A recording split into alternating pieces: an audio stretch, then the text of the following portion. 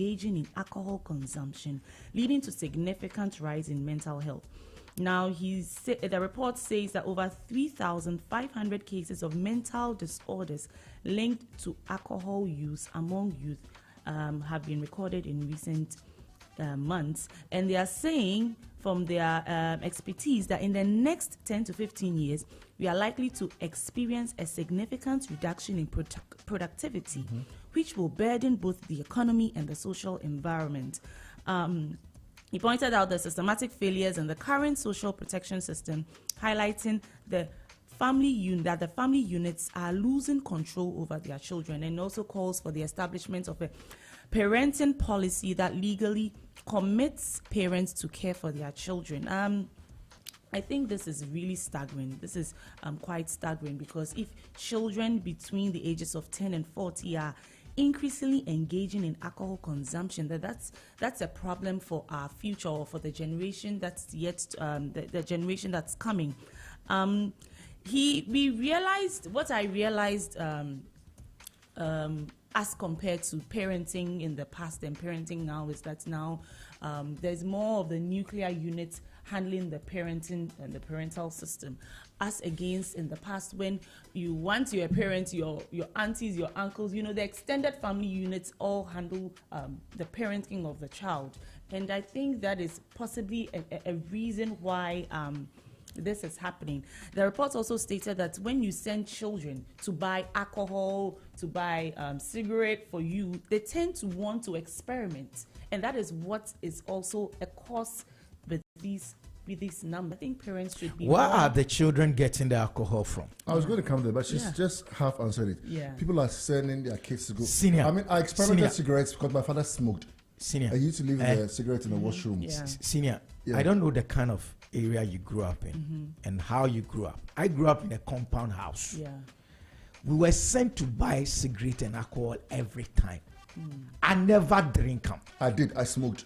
You see, so for us, the question should be, where are the kids getting? Because, in fact, the thing you've been sent, we even were told how, you see, if you the glass, you put your hand on it some way, then you hold the feg, you hold them some way. You know what I'm saying? Yes, you were told, but there was absolutely no way you're going to try it. You will be killed. But Jerry, is it proper to send kids to go and buy alcohol? Absolutely not. It's not. Improper. Absolutely not. We should have these safety nets.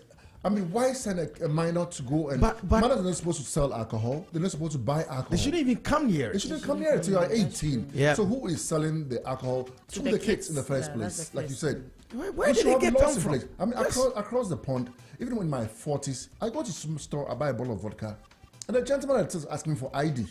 Yeah, it's just, I mean, I was old, 30s. But Kweku, are you telling me that 10-year-olds, right, are walking into blue kiosks and they are being served alcohol in this country? I don't think so. It is not so. They're getting it from their homes. Thank you very much. That is what I'm trying to drive at. Homes. That is what I'm driving maybe at. some adult is doing black market selling. No.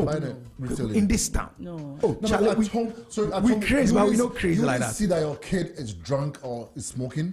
Listen, my kids are home. They are on vac. They came on vacation yesterday.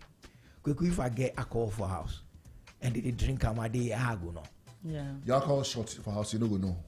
Yeah, but by the time they drink them already, so keep it out of reach. They've already developed the taste for it or whatever. Lock it somewhere. Keep it out of reach. Parents should put in more stringent. Parents are being irresponsible. 10 to 14, 14-year-old will walk to a joint in this town. No, but 10-year-old getting mental health issues for alcohol. Then when the child start drinking. If a 14-year-old boy walks in my neighborhood, walks to any of the blue kiosks there, and says one thought, they will beat the hell out of him. The members of the blue kiosks, they go beat him. No, but it's also so possible. Where is he drinking it's also possible that because he's always being sent by this parent, if by chance he gets an amount of money and says, oh, he goes to this blue kiosk and says, oh, please, I'm buying this for my parents, without the parent actually sending him, and he takes this alcohol and he goes behind to drink it. How would that is also a possibility. That's a possibility. That's also a possibility. This I mean, I think the law should just be simple. Do not sell alcohol to anyone under 18. Period. They're also seeing it on the arts in commercials, although you are putting a caveat that not to be consumed by persons under the age of 18 or blah blah blah, they're still seeing it and they're still testing it. Anyway, it's good. I mean, mean, when you hear.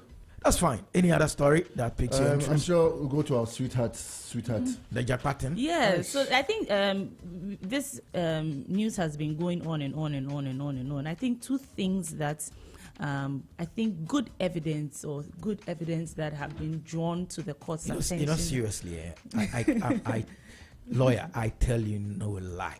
I wish this thing were over, someone jail or someone no jail, but this thing is dragging. Yeah, it is dragging. A whole circus. It's dragging because of I think from where I sit, the intent of, Jakpa, what they want the media to report. I mean, the whole hula baloo is, they are intentionally doing all of these things because some of the things that they were bringing forth were really not relevant. Yeah. But relevant evidence that the AG has submitted to court is what I think listeners should be well aware of. I mean, the dismissal letter.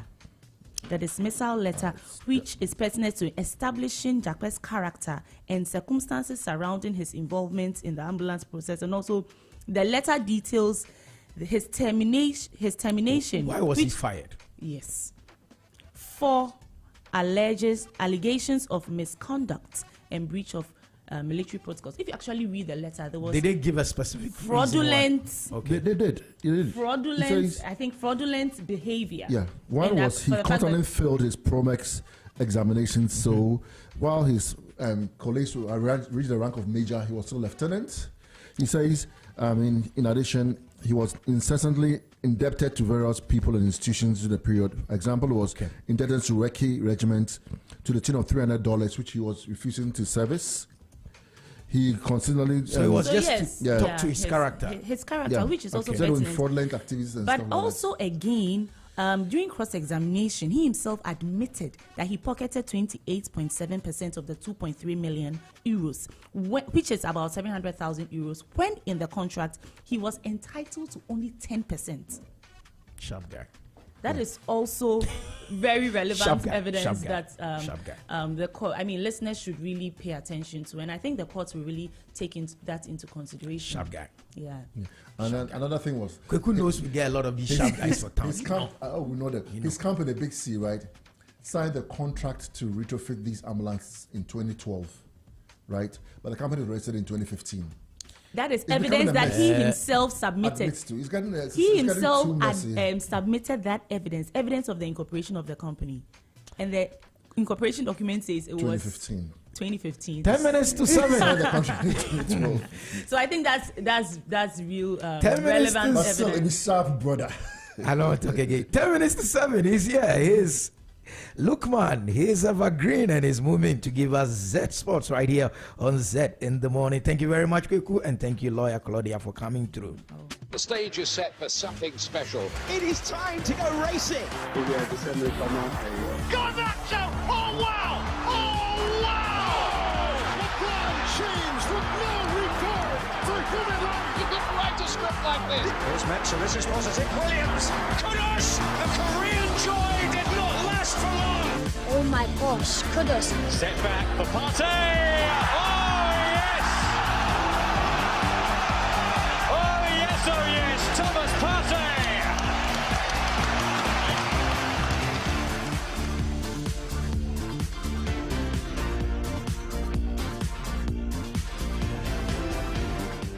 Hello, good morning. It's time for Zed Morning Sports. My name is Lookman Evergreen Moment. And of course, this morning there's something interesting that we'll be talking about.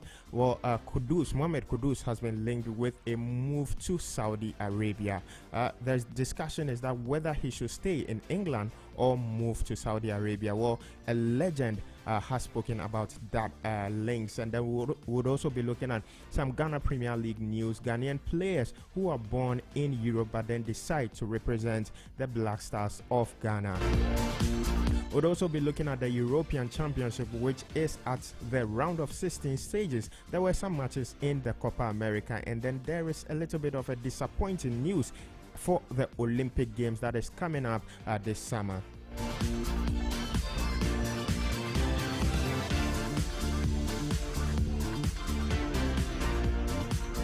All right, we go straight into the news. And former Black Stars captain Asamoah Gyan has weighed in on recent reports linking Ghana star Mohamed Kudus to a potential move from West Ham to the Saudi Pro League. Kudus has been the subject of transfer speculation, with reports suggesting he could earn an impressive $300,000 a week in Saudi Arabia if he decides to join Al Ittihad. Gyan, who made a similar move to the golf at the peak of his career, insists Mohamed Kudus should look at the business side of the game. Also, that was coming from Asamoah Gyan. He says Mohamed Kudus should look at the business side of the game, and the business side of the game is all about money. Meanwhile, Ghana legend Reverend Osei Kofi believes the Black Stars' future hinges on building the team around Mohamed Kudus. Reverend Kofi, a former national team star himself, is impressed by the performances of Mohamed Kudus for West Ham and the Black Stars.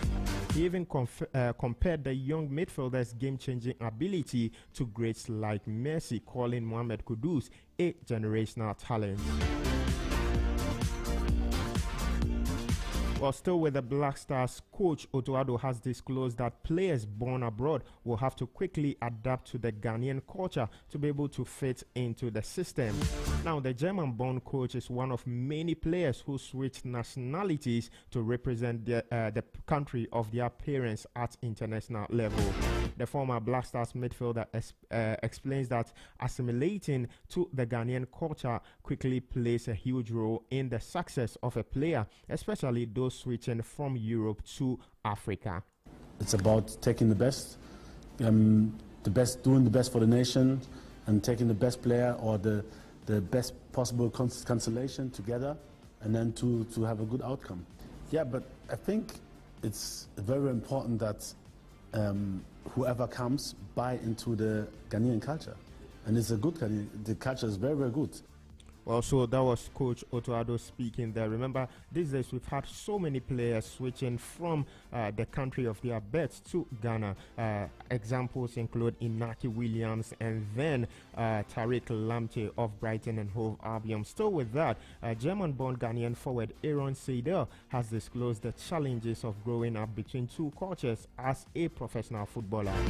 The former Darmstadt forward is set to switch nationalities and play for the Black Stars of Ghana at senior level, having already represented Germany at youth level.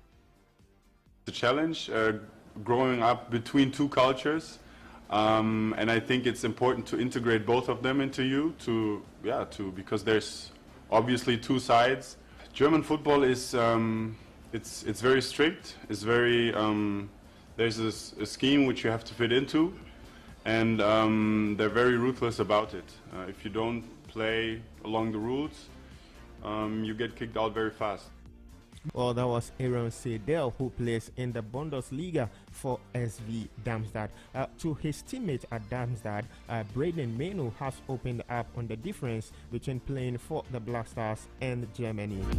The former Darmstadt winger was born to Ghanaian parents in Germany, but decided to switch nationality in 2022 to play for the Black Stars of Ghana. He was invited for the World Cup qualifiers against Ethiopia and South Africa, but could not make an appearance for the team in both games. Well, he is looking forward to making a return to the national team. It was nice because you have a really, really good positive energy, you know.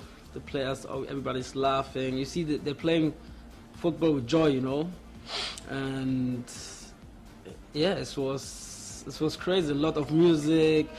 You cannot compare it to Germany. It's totally two different worlds, you know. And I saw for myself that I fit better to that world in Ghana, you know, with the mentality, not taking everything too seriously, but when you have to be serious, then you are serious. Also, it is a Ghanaian team. We like the Jama, of course. That makes the Ghana Black Stars team very unique. Now to the Ghana Premier League, Accra House of Oak are reportedly close to signing goalkeeper Solomon Agbasi from Dreams FC. After a disappointing season marked by a concerning number of goals conceded, Accra House of Oak are looking to strengthen their goalkeeping department. Agbasi impressed for Dreams FC last season, particularly during the CAF Confederations Cup run, where he was named the best goalkeeper of the competition. Away from the local scene to some European Championship news, England midfielder Phil Foden has returned to Germany after traveling to the United Kingdom for the birth of his third child.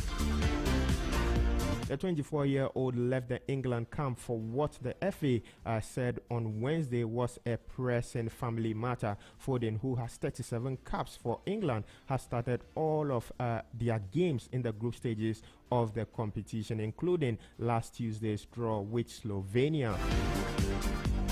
McGahey, England's best player at the tournament so far, says he's enjoying the competition and hopes the team will produce a good display against Slovakia in the last 16. I don't think I wouldn't say I'm the best player. I think there's been quite a few really good performances, in my opinion. But yeah, I think I'm just really enjoying the tournament, enjoying being here. Just really grateful.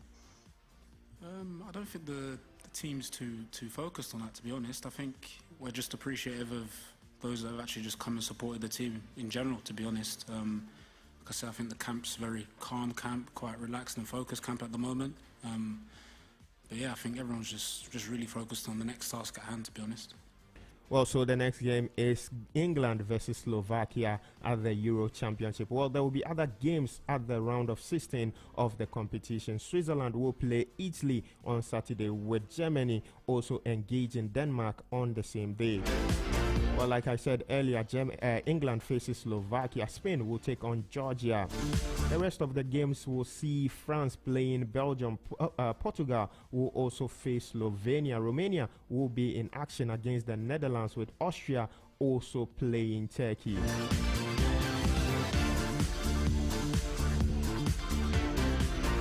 Well, still with the Euros, Bidzina Ivanishvili, the former Prime Minister of Georgia, has pledged to give £8.4 million to the nation's football team after they defeated Portugal on Wednesday night.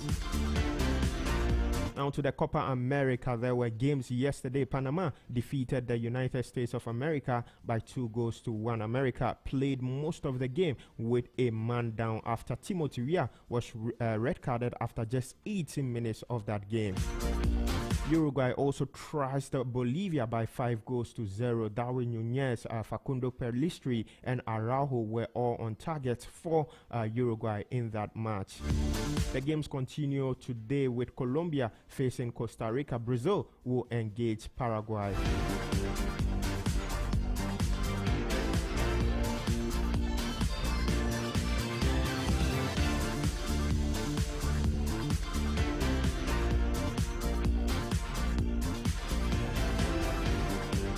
Well, away from the Copa America to some transfer rumors, Paris Saint-Germain will consider making a move for Manchester United forward Marcus Rashford and could step up their pursuit if they receive encouragement from the 26-year-old England international if he is open to joining them. Chelsea have contacted Leicester City about signing 25-year-old England midfielder Kenyan Drisbury-Hall, who is understood to want to join the Blues. Remember, the Blues have signed a former Leicester City manager Enzo Maresca as their new coach.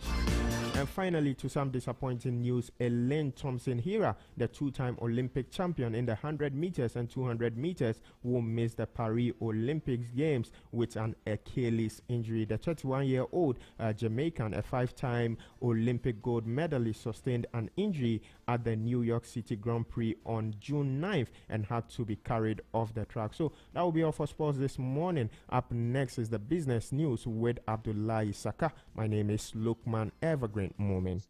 The stage is set for something special. It is time to go racing. Garnacho! Oh, wow! Oh, wow! LeBron James with no regard for human life. You couldn't write a script like this. Here's Metsa, this is positive. Williams! Kudus! A Korean joy did not last for long. Oh my gosh, Kudus. Step back for Partey! Oh, yes! Oh, yes, Thomas Partey!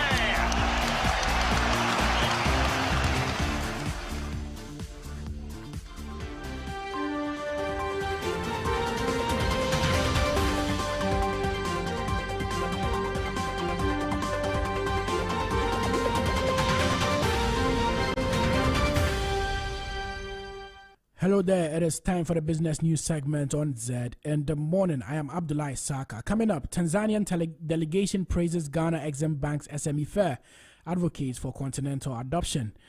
AFCFTA Secretary General calls for increased investment in Africa's industrialization and infrastructure development. And on the international front, crypto markets face downside risk in July as Mt. Gox creditors prepare to sell Bitcoin. Let's begin. A team of economic and finance experts from Tanzania currently visiting Ghana has called on African leaders to emulate the successful small and medium-sized enterprises fair initiated by the Ghana Export-Import Bank, known as Jexim Tuesday Market. The delegation, which includes representatives from the Ministry of Finance and the Bank of Tanzania, is in the country for a study tour focusing on consumer protection in the financial sector, SMEs, and microfinance. During the visit, the Tanzanian team attended a special edition of the Jexim Tuesday Market, dubbed Tuesday Market Media Mart, held last Tuesday. The delegation interacted with Jexim's Deputy Chief Executive Officer for Banking, Ms. Rosemary Biro Archer, and various vendors at the fair. Ms. Dionysia Mjema, Assistant Commissioner of the Financial Sector Development Department at Tanzania's Ministry of Finance and leader of the delegation, emphasized the importance of self-reliance and praised Jexim for its innovative approach. She highlighted the significant role SMEs play in industrialization and suggested that similar initiatives could be beneficial across Africa. Ms. Baro Archer expressed gratitude for the Tanzanian team's participation and insight. She reiterated Jexim's dedication to supporting the Ghanaian government in transforming the national economy into an export-led one. Archer emphasized the bank's commitment to promoting Ghanaian products and creating international market opportunities. The Jexim Tuesday Market, established in 2019, provides a platform for showcasing made-in-Ghana products, offering a variety of locally manufactured goods at competitive prices. The initiative has received several accolades, including the AU SME Award for the Best Market Initiative in Africa and the CIMG President's Special Award. Now, to the Ghana stock market. The benchmark index of the Ghana Stock Exchange recorded a marginal appreciation during the fourth trading session of the week, signaling cautious optimism among investors. This slight uptick reflects a measured response to market conditions. However, in the foreign exchange market, the Ghanaian cedi experienced depreciation against major currencies. The cedi weakened against the US dollar, euro, and pound sterling, adding pressure to the local economy and raising concerns among businesses and consumers who rely on imported goods and services. The depreciation of the cedi poses challenges for economic stability. Tessa Capital has more. Welcome to a recap of the markets, brought to you by Tessa Capital Limited. The Ghana Stock Exchange observed a marginal appreciation in its benchmark index during the fourth trading session of the week. The GSE Composite Index inched up by 0.03 points to 3,829.61 points, while the GSE Financial Stock Index remained static at 2,115.04 points. Market capitalization was stable at 85.1 billion cedis by the close of the session. Benzo Oil Palm Plantation emerged as the sole advancer, with its stock price appreciating by 0.05% to settle at 22 cedis 21 pesos per share. Trading volume saw a significant contraction, with the number of shares traded plummeting by 91.72%, resulting in a total of 34,309 shares changing hands. The session's total turnover amounted to 61,903 cedis and 95 pesos. Societe Generale dominated trading activity, accounting for 49.73% of the total volume traded. In the foreign exchange market, the Ghanaian cedi depreciated against the major currencies. The cedi weakened by 0.10% against the US dollar, 0.30% against the pound sterling, and 0.30% against the euro. According to the Bank of Ghana's interbank forex rates, the cedi closed at a mid-rate of 14 cedis 56 pesos per US dollar, 18 cedis 41 pesos per British pound, and 15 cedis 58 pesos per euro. This brings our review to an end. And from all of us at Tessa Capital, make it a great day. Visit us online at tessacapital.com or call us on 050-154-6859 for more information. Tessa Capital, grow your wealth.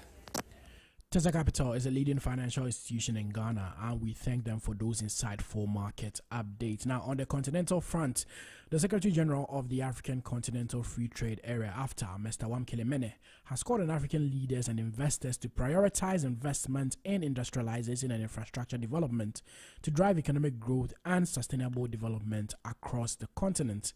Speaking at the opening of the 2024 African Investment Forum, Mr. Mene emphasized the need for Africa to harness its resources and build interconnected business corridors to facilitate the movement of goods and services. He highlighted the AFCFTA's goal of promoting industrial development, diversification, and regional value chain enhancement, and called for increased investment in key sectors such as agriculture and agro-processing, automotive, pharmaceuticals, transport, and logistics. Mr. Mene also emphasized the importance of empowering women and youth and promoting digital trade and entrepreneurship to drive Africa's economic transformation. Now, elsewhere, cryptocurrency markets are faced with downside risk in July due to potential selling pressure from the creditors of defunct Bitcoin exchange Mt. Gox, JP Morgan has said in a research report. The trustee of Mt. Gox Exchange said earlier this week that it would make repayments to creditors in July. JP Morgan notes that the announcement of the unsettled crypto market was made due to concerns that some creditors will dump their Bitcoin in July as soon as they receive them. Creditors are set to receive 140,000 Bitcoin worth about $9 billion at current prices. The bank said by looking at the negative price action in crypto markets since May 29, it was fair to assume that some of the Gemini creditors, which were mostly retail customers, had taken at least a partial profit in recent weeks. Gemini announced on May 29 that its Gemini end users had received all digital assets backed in kind following a settlement with Genesis. That is all we have for business news segment here on Zed in the Morning. Before I go, let me take a recap of the top stories. Tanzanian delegation praises Ghana Exim Bank's SME Fair and advocates for continental adoption. AFCFTA's Secretary General calls for increased investment in Africa's industrialization and infrastructure development. And crypto markets face downside risk in July as Mt. Gox creditors prepare to sell Bitcoin. Remember to follow us on our social media platforms on ZFMGH on Instagram, Facebook, and X. Also Z Multimedia on TikTok, YouTube, and www.zmultimedia.com for more business news. I am Saka Abdullahi. It's your lifestyle, leisure, and business radio. Hey, Walambo! Hey, Walambo! Hey, I asked him to buy me original politics. Hey, please don't make mistake. Talk to Papa. Open your come on. And you trouble politics no girl. Yeah, you there. Hey, Papa. Papa, can ruffle. The politics is original. The best and the best. What is? Papa, I also said the acrobat using it. Politics, yes.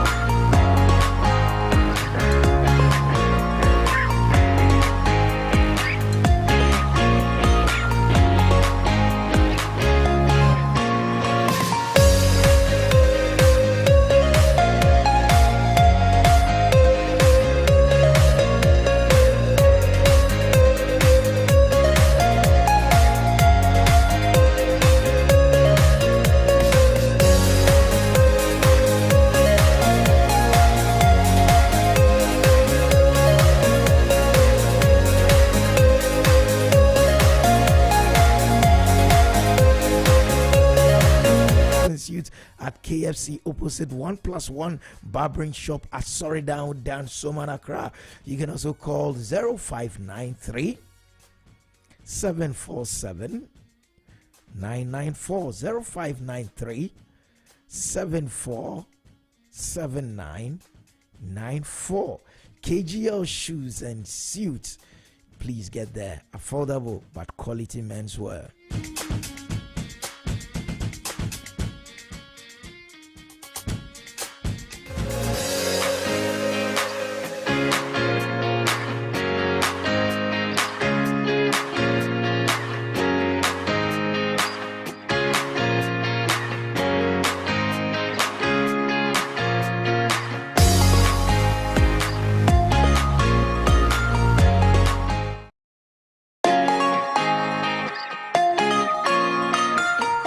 Enjoy the neighborliness of your neighbors and all that. It's possible. There is a place like this in this very country, a place so well designed and so well architectured, a place that brings you a peace of mind you find nowhere else, a place where you can walk streets that are lined with trees that brings the greenery out of the concrete jungle that you are used to, and you would look up and you would see the landscape view of beautiful Ibri mountains and all that and more.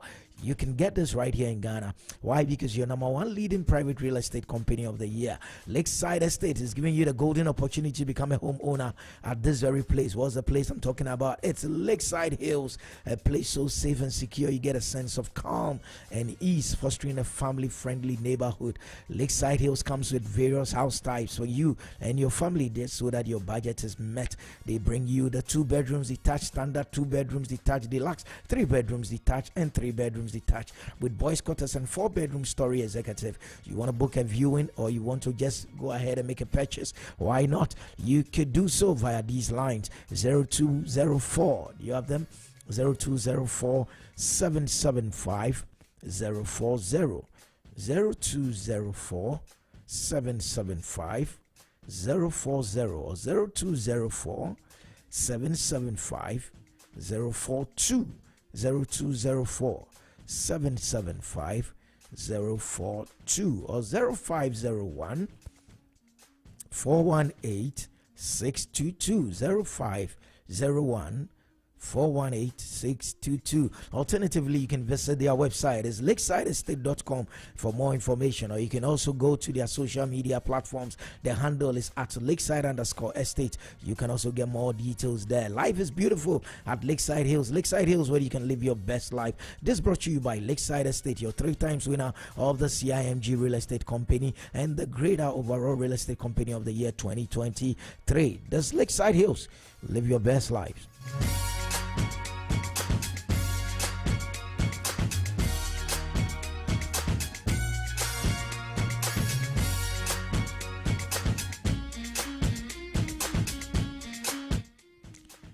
In this day and age when things are not as rosy as they're supposed to be financially, in these times when people are complaining about being hard up, it is important that when you're spending money, you spend money and spend money right. You spend money on brands that you can stick your neck out with, a brand that is time trusted, a brand that is time tested, a brand that has stood the test of time, a brand that the majority endorses, which is why when it comes to water storage tanks in Ghana, there is only one name. Only one name. And what name is that? I'm talking of Polytank. It's been with us for over 30 years and has been trusted by generations. So go get yourself a Polytank. You want the best, get yourself a Polytank. As a matter of fact, ask yourself, why is it that every other brand of water storage tank is called Polytank? Because Polytank is the best, the first, the original. That is why. So please, whenever you're thinking of storing water, make no mistakes. Go for guaranteed quality. Choose Polytank. Polytank nie Papa no nie. Yes, Polytank does not request for Momo payment online. So please know that and don't be sending Momo online. Be careful when you're doing that. Polytank says they do not request for Momo payment online.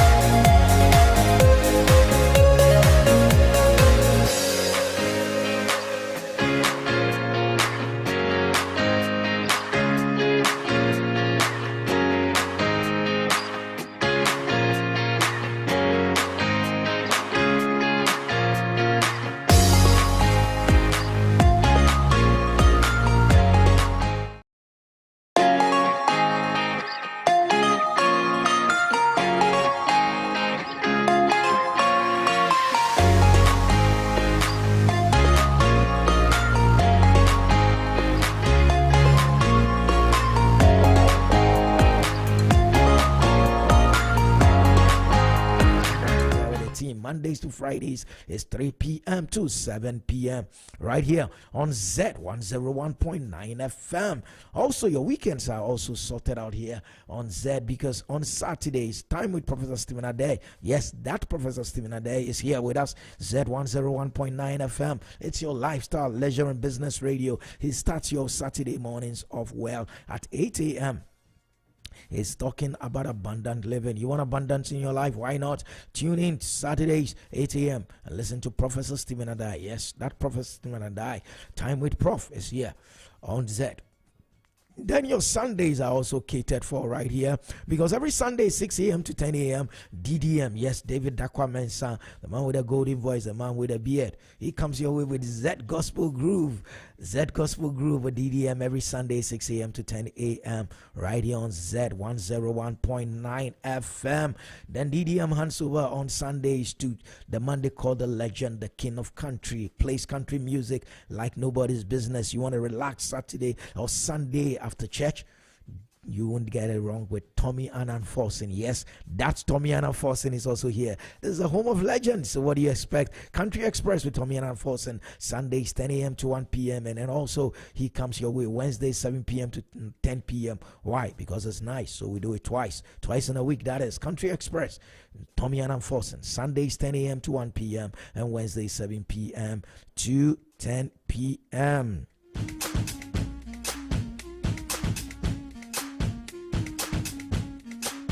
It's 25 minutes past 7, but before we go into what started the Kenyan finance bill protest, let's take some spot of oldies but goodies. It's a Friday. Put a smile on your face, people. Let's go with Rumbleless.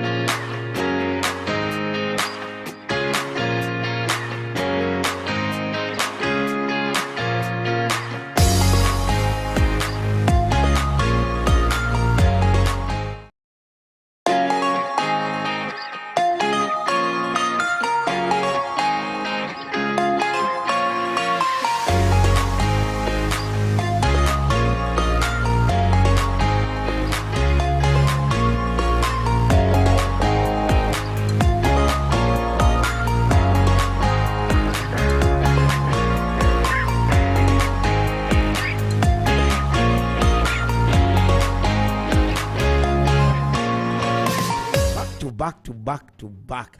Yes, we started with Amabunsu, as some would call it's the swinging safari song. Yes, and then we did a Kontrumfi, and then we're doing Unia Padje. That is back to back. Jerry Hansen and Rambless. But you know, when you put these legends together, they also handed over to a group of legends. What do you get when you put together a legend in high life and a legend in hip life? You put the two of them together, you get an amazing song. Yes, if you put a legend in high life and a legend in rap hip life, you would get an amazing song. Mewo Akuma.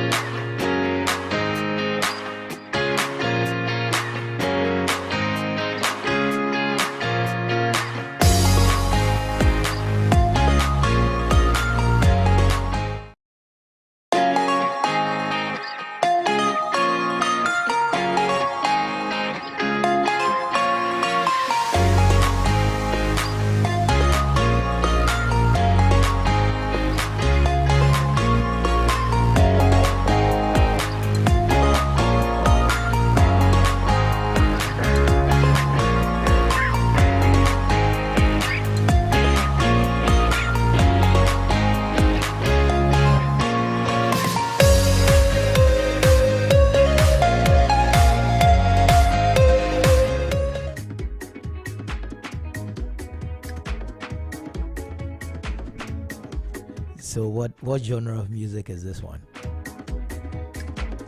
0544-321019, 0544-321019, or 0303-956-641. These are the lines you can always reach us. You can send us a WhatsApp on the line 0544-321019. You can also follow us on our social media platform, Instagram, Facebook, and on X. The handle is at ZFMGH, and on TikTok and YouTube, the handle is at Z Multimedia, and then the website is zmultimedia.com. Yeah, is it high life? Is it hip life? I don't know. It's amazing. That was what I call it. You want to do a separate genre called amazing music? Then that is one of them.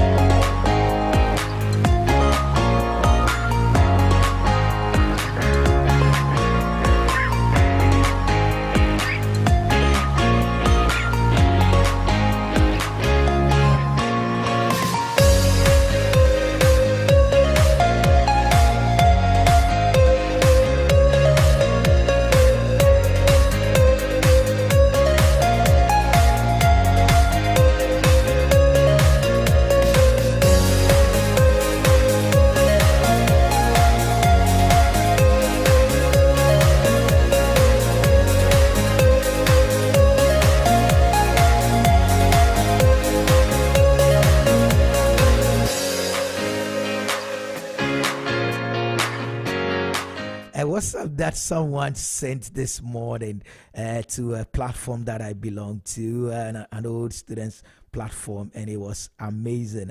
And I think the person captured it, although, you know, some of these things can be a bit punchy.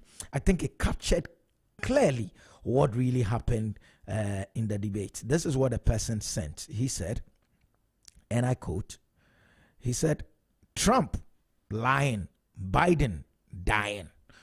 I mean, the sentiment of this debate, this presidential debate, was simply that Biden's age has become an issue. Biden's age has become an issue.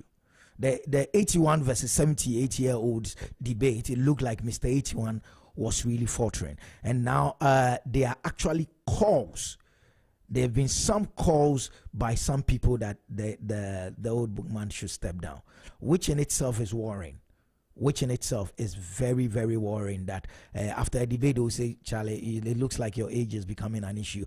Stumbling debate performance, that's how the BBC even put it. Stumbling debate performance worsens age fears for Biden. That is the story that the BBC did on this very thing. He said, before Thursday evening, many Americans had expressed concerns. The people had expressed concerns about Joe Biden's age and fitness for office. And to say that this debate did not put those concerns to rest may be one of the greatest understatements of the year.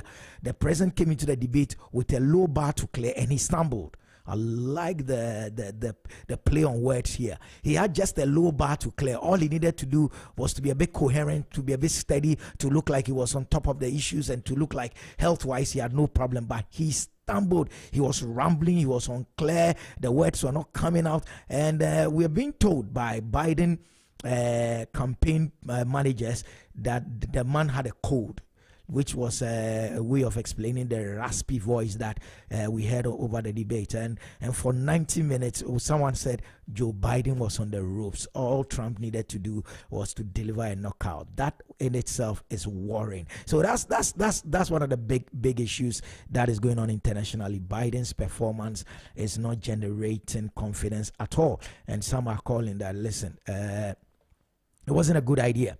It wasn't a good idea for Biden to have gone there. His energy and his stamina were that low. As the debate progressed, you could see that the man was truly on the ropes. He was just trying to take big swings, but he was not really changing the momentum. And Trump, always would go on the attacks. For the first time at 78, was looking far younger than 81. And I really don't know. Trump said, I really don't know. It's one of the worrying things that occurred during this debate. But of course, there'll be more of these things coming up. And Biden is going to come back, and he's going to come back swinging. So, but for this one, the general consensus was that Trump won, Joe Biden 0. Trump won, Joe Biden 0. That is the issue on the U.S. front coming through. Democrats are trying to back the man and saying that, listen, he was not too well, and at his age, when he's not too well, he shows. But for instance, we know that one of the people that have gone out there is Californian Governor Gavin Newsom, who was asked whether the Democratic Party should replace Biden as a candidate, and he said he was old-fashioned and cared more about substance and facts rather than energy. That's what Gavin Newsom said. He said, listen, guys, forget about his energy. He was saying some very important things, so excuse that. The Democrats are not changing anything. They also spoke to someone, one of Barack Obama's 2008 campaign strategist, David Plouffe, who said it was quite a defining moment. They seemed about 30 years apart. Ouch. They seemed about 30 years apart. And that in itself did not do too well for Biden. So, yes, Biden's age is becoming an issue in the U.S., and there is a need for something to be done about it. How he's going to do that, we don't know. But Biden truly stumbled when he was answering questions on taxes and childcare. He really stumbled, and that does not look too good. But everyone knows one of the biggest campaign strategies. If you ever done anything in communications, political communications over the years, there's one name that has really stood up there. He was one of Obama's top lieutenants. I'm talking of the man David Axelrod. Axelrod has also jumped into this thing. What did he say? He said, I think his job just became a little bit harder. That is what David Axelrod said. If you are into political communication, you know who Axelrod is. He said Biden's job has become a little bit harder. Let's move on from Biden.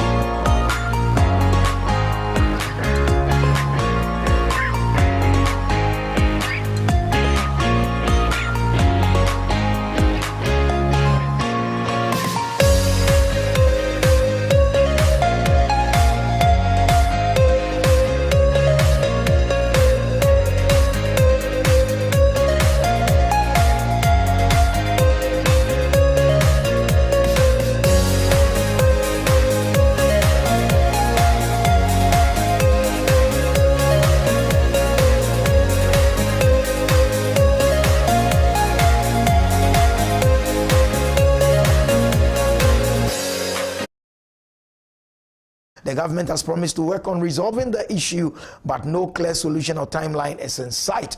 Some areas still experience power outages affecting businesses and livelihoods. The ECG, the Electricity Company of Ghana, has announced planned power outages in some areas due to a shortfall in power supply. The public is calling for a lasting solution to the energy crisis, with some taking to the streets in protest. Recently, there was a Dumso protest organized by one of our popular actresses, Yvonne Nelson.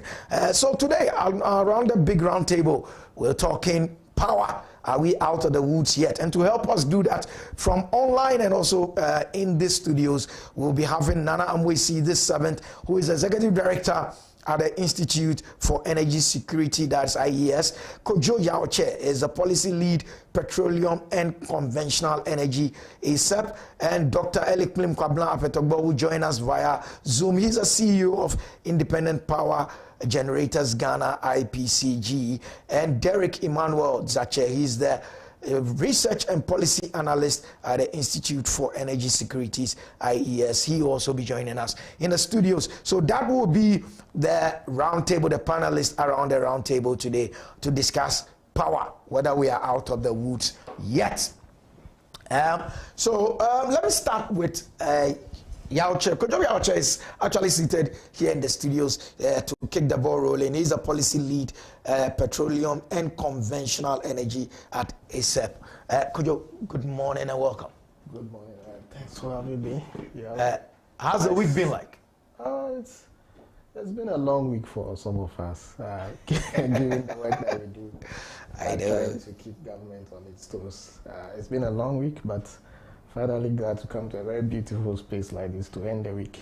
Everybody talks about our space. Our studios is one of the very best in the market. So let's start this. Let's answer the broad question, then we come into the specifics. Right. Are we out of the woods yet? Power outages? No, we are not. Okay. No, we are not. Even this week, we've been having power problems. Yesterday, Greatco put out a release that there's been some trips in the transmission system. So lights have been off in certain parts.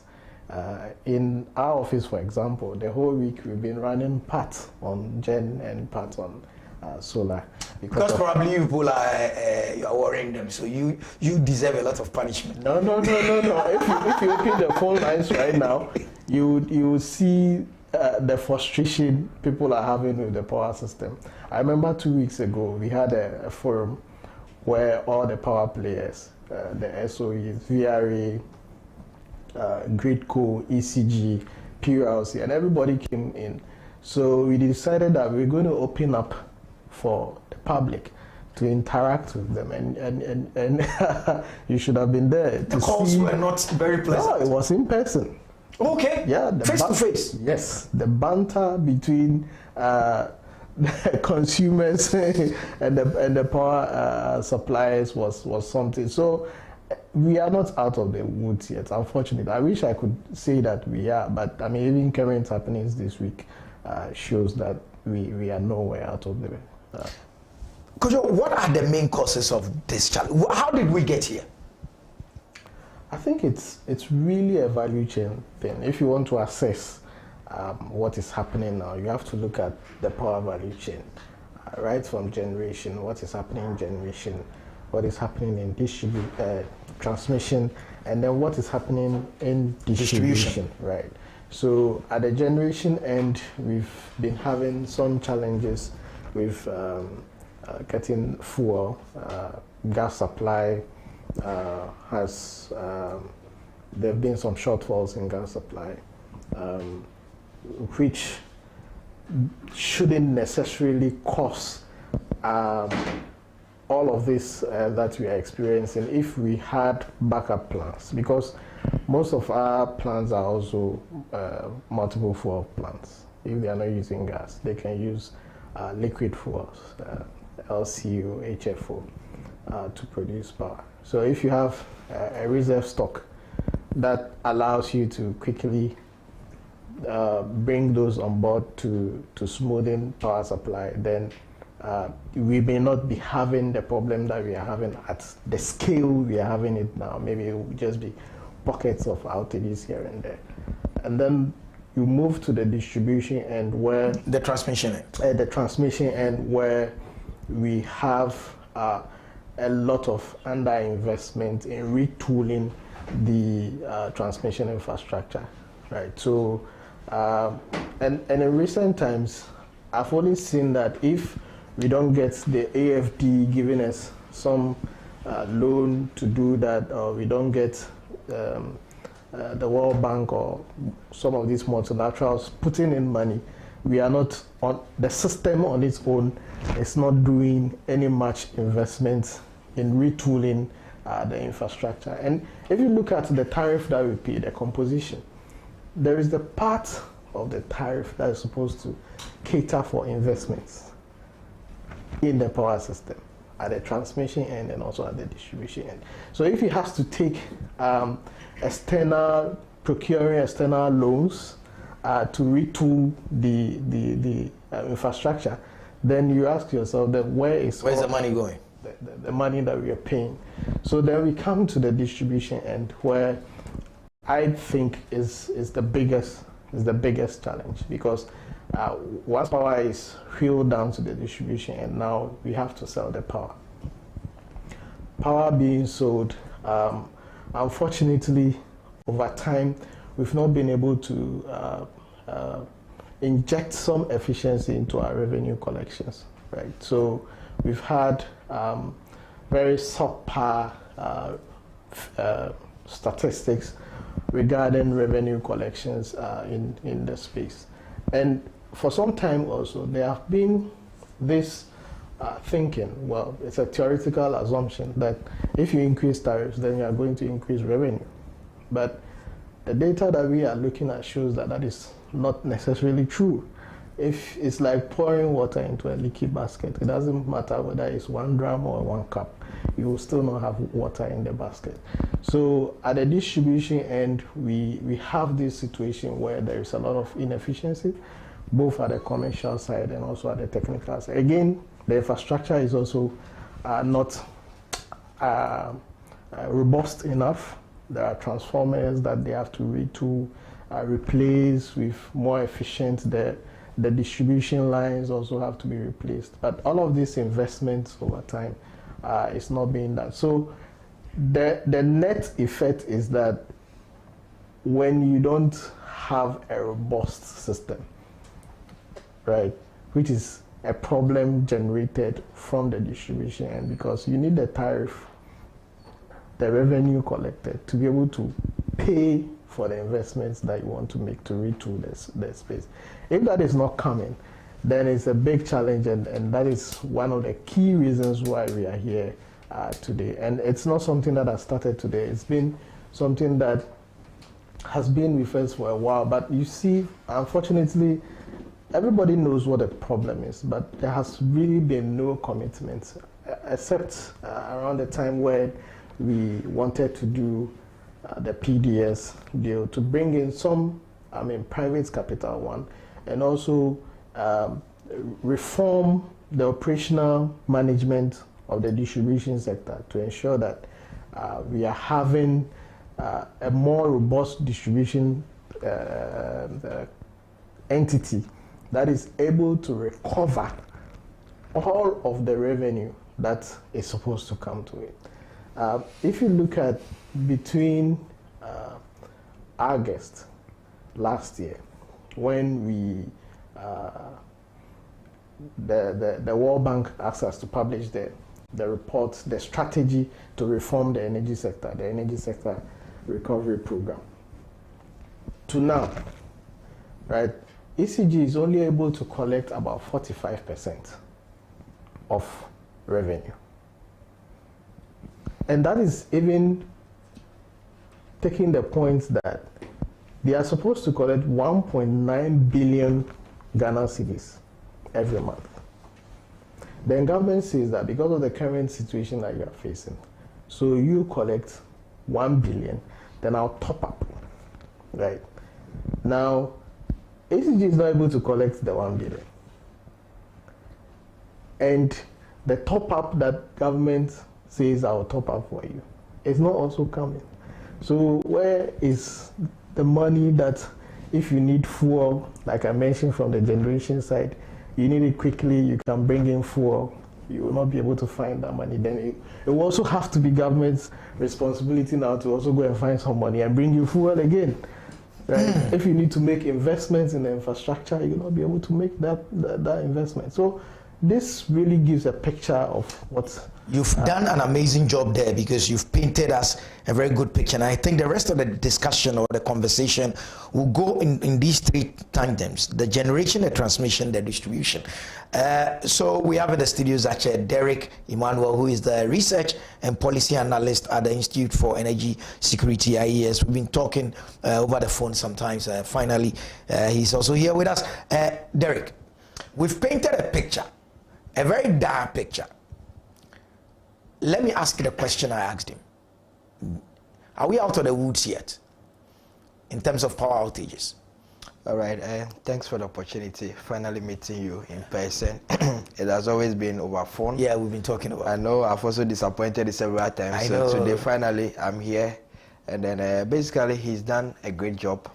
I've met him on several panels, and then today is also another one. We can't say we are out of it if the underlying problems that are affecting us have not been solved, because he iterated all the points that needs to be made, whether it is generation, transmission, or distribution. But as it stands now, we don't have much problems when it comes to generation of power, because we have enough dependable capacity. In the energy sector, we talk about dependable capacity, and so you can make analysis with installed capacity. We have enough installed capacity of over 5,000 megawatts, actually 5,400 megawatts, a dependable capacity of 4,800 megawatts. Basically, what it means is that if you put on all your thermal plants or hydro, your renewable, the amount of power that you can depend on daily basis is around 4,800 megawatts. And so you have to ask yourself, what is your peak demand? And so if you take all your demand, whether it is domestic and an external, that is the power that we export to neighboring countries, if you add all of them, what is your peak demand? And the statistics show that our peak demand is around 3,780. That is what has been projected for this year. And so if you take last year, for example, 2023, the highest peak that we got was 3,618 megawatts. And so that was even recorded on the 26th of December 2023. And so if you take these statistics, then you realize that if you have a peak demand around 3,718 megawatts projected for 2024, with a dependable capacity of over 4,800 megawatts, then there is nowhere you should be able to say you are having a power generation deficit. No, it means that your dependable capacity is more than your peak demand. So definitely, you should be able to have excess supply of power. That is why you hear them saying that we have excess power, excess power. It is just because of this analysis. So on paper, we have a dependable capacity enough to be able to meet our peak demand. And so you ask yourself, what really is the problem? The problem is that, one, we have about 28.8% of power generation from hydro. And so when you take Akosombo or the Bui Power and Co, that is about 28%. Now the thermal takes a chunk of it. That is almost like 69% of it. So our 69% of power generation is from thermal. Now these thermal plants that you are talking about, it's just like you having a generator at home. And if the light goes off, you need to buy fuel into the generator. And so you can have your generator there. If you don't buy fuel into it, then you don't have power.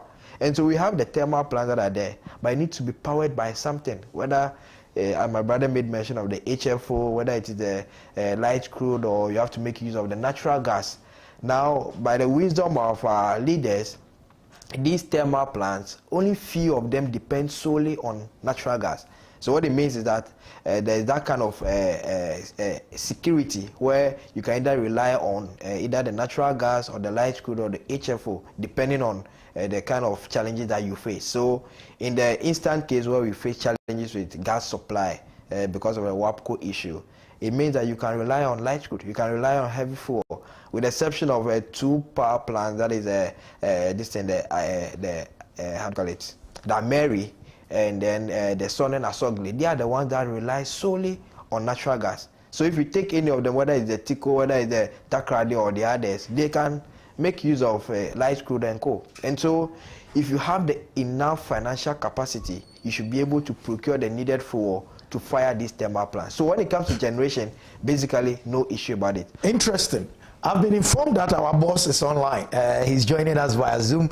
Nana Mwesi, the 7th, he's the Executive Director of the Institute for Energy Security, IES. So he's actually myself and Immense direct boss. Good morning, Nana.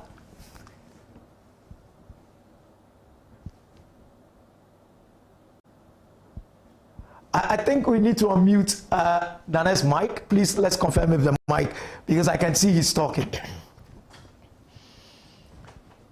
Good morning, Nana. Please, are you there?